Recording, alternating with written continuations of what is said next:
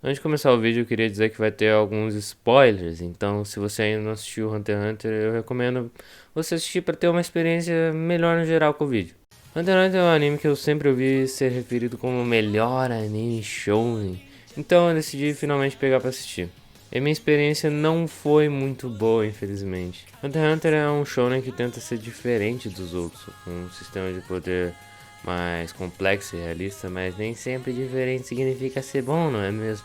A história no princípio é bem simples. Gon Fricks é o protagonista e o seu sonho é se tornar um Hunter para encontrar o seu pai e descobrir o porquê ele abandonou. Um objetivo meio meh, mas tudo bem. Daí que veio o nome da série, eu acho, porque Gon quer se tornar um Hunter para caçar outro Hunter, logo um Hunter de Hunters ou Hunter x Hunter. Não faz muito sentido, tá ligado? Hunter nesse mundo é uma posição muito subjetiva, já que não necessariamente você precisa passar pelo exame Hunter para ser um Hunter.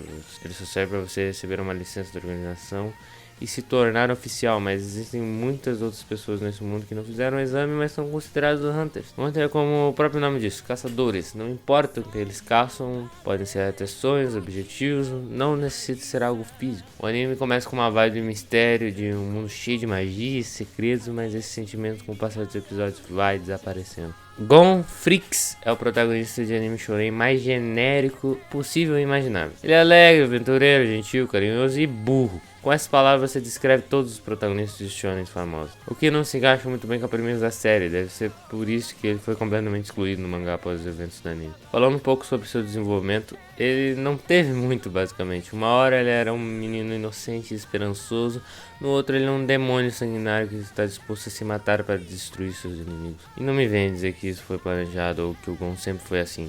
Não. O autor precisava de uma maneira de tirar o Gon da jogada e essa foi a melhor maneira que ele pensou.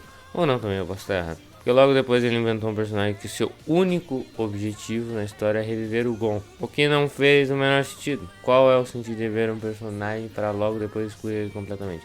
Talvez o objetivo do Togashi fosse acabar com Hunter x Hunter com o encontro de Gon e Jing. Mas no último momento ele mudou de ideia e decidiu introduzir o continente negro e continuar a história por algum motivo. E Togashi disse depois em entrevista que ele se arrependeu dessa decisão. Deve ser por isso que o último capítulo de Hunter x Hunter foi lançado há 3 anos atrás e não tem previsão de volta.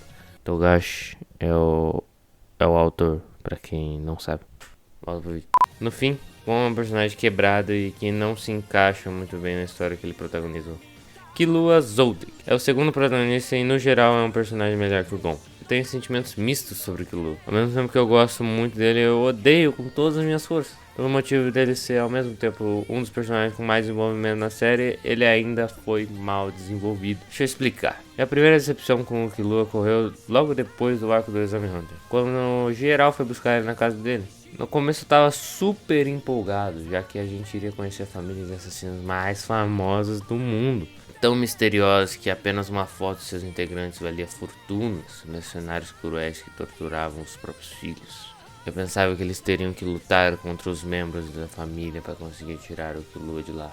Mas no fim o mordomo fez um joguinho de moeda, o Gon ganhou e ele e o Killua saíram suavão pela porta da frente, na maior paz. A outra vez que o Killua me decepcionou foi um pouco antes do arco das Quimera Antos, mais conhecidos como Smilinguido, que se eles quisessem entrar na NGL, é assim? É. De novo, para salvar o Kaito, eles teriam que derrotar os dois alunos dos bunkers do Paraguai lá. Enquanto o Gon tava apanhando pro Knuckle, o Killua tinha corrido pra floresta pra apanhar do outro cara que eu esqueci o nome. Mas naquele momento ele estava tendo um conflito interno, porque toda a sua vida ele foi ensinado que quando confrontado por um inimigo mais forte ele, a opção melhor é sempre fugir. E eu senti que ali iria acontecer o maior desenvolvimento de personagens da história do universo, que Killua teria que superar seus traumas e lições que o seu irmão tinha dado. Ele iria enfrentar o perigo de peito aberto, não só pelo bem dele, mas pelo bem do seu melhor amigo. Ele ganharia o direito de continuar a acompanhá-lo em sua jornada. Vai chegar na hora e ele tirar uma agulha da testa e ficar suavão. Eu brochei tanto que meu pau afundou no chão. Na verdade, a cena da agulhinha aconteceu alguns episódios depois, na luta do Killua contra aquela Smilinguido lá. Então, eu estava errado. Mas não muda o fato de ter sido muito merda. Desculpa pelo erro e continua o vídeo aí.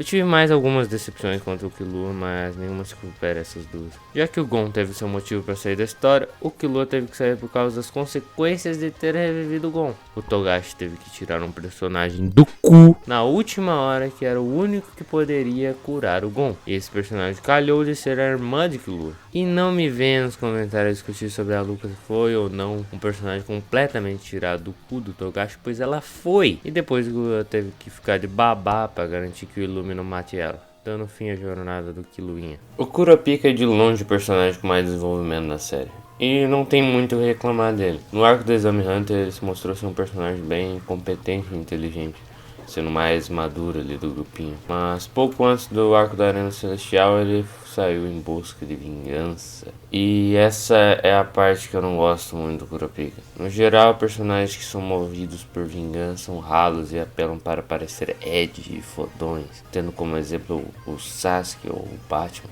que tem uma puta fanbase, sendo que no geral são personagens que eu particularmente não gosto de acompanhar a história.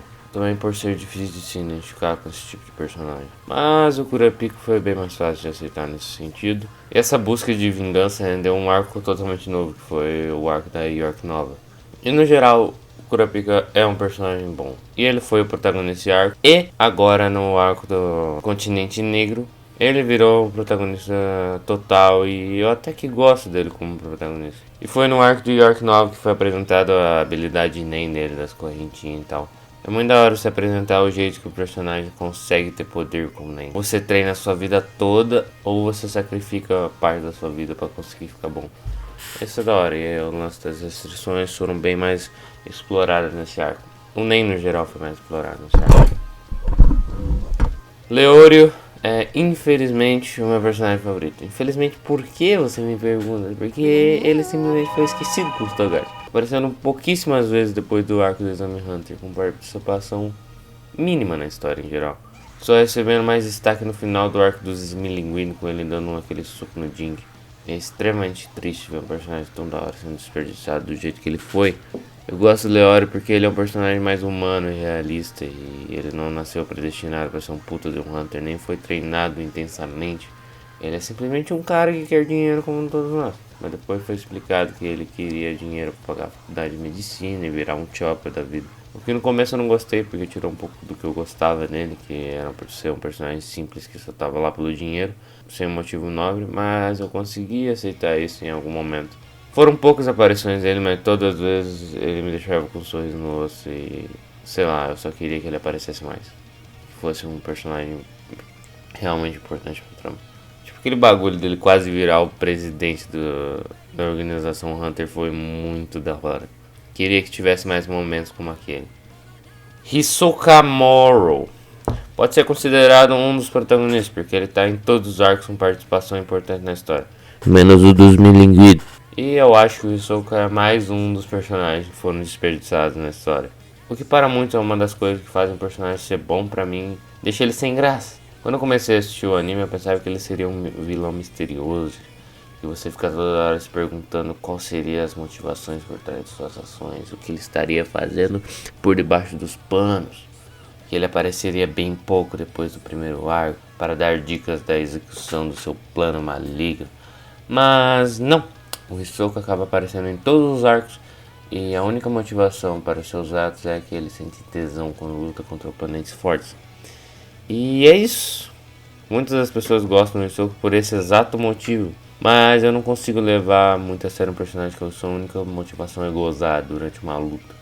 Pra mim ele serviu mais como um alívio cômico do que uma ameaça à segurança dos protagonistas. O Hisoka parece que foi planejado para ser um personagem que eu queria que ele fosse, mas o Togashi mudou de ideia e decidiu incluir ele em todos os arcos, com as desculpas mais imbecis possíveis.